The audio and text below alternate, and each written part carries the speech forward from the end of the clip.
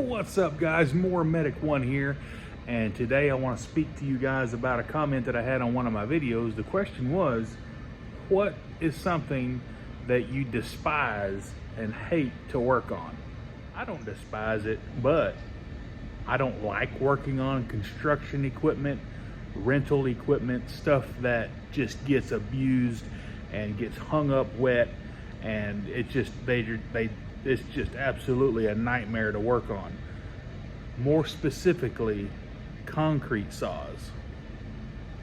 These things are a nightmare. Today on the bench though, we have a Stihl TS 510, and the issue is it has a fuel leak. But as you can tell, now I've already cleaned this up as best as it's gonna get cleaned up. That concrete dust, especially when it's wet, just engulfs the cylinder fins, the flywheel. The whole saw is covered in concrete dust, and when it's humid as heck here in Texas, that concrete just gets hard as a rock. Now, I've already done all my diagnostic checks except for spark. I did a cylinder leak test, or a crankcase pressure and leak test. It passed, so I'm gonna rule out that as far as it not running good. But check out this carburetor. When I did my carburetor diagnostic checks, it was leaking past the fuel pump diaphragm, and as you can tell, all of the corrosion on the carburetor here, and it was leaking right here. So I mean, this surface of the carburetor has to be completely flat and completely clean. This carburetor is done. This thing is pitted so bad that it will not hold pressure. Now I'm gonna spin the flywheel by hand, and let's check and see if we have spark.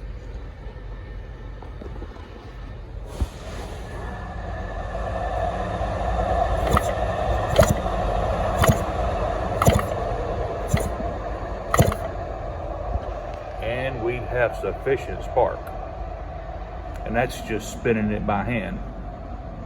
Another reason I don't like working on these is that the parts are astronomically expensive.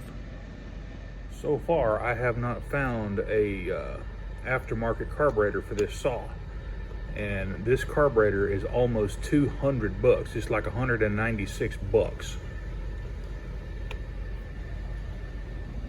Now, let's address the fuel leak.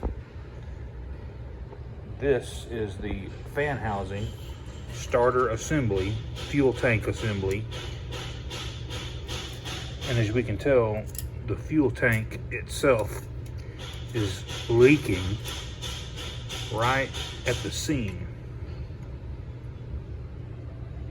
Evidently this saw has been dropped or been set down on a rock, but the tank itself will need to be replaced. Now, before you keyboard cowboys say, well, you can seal this tank.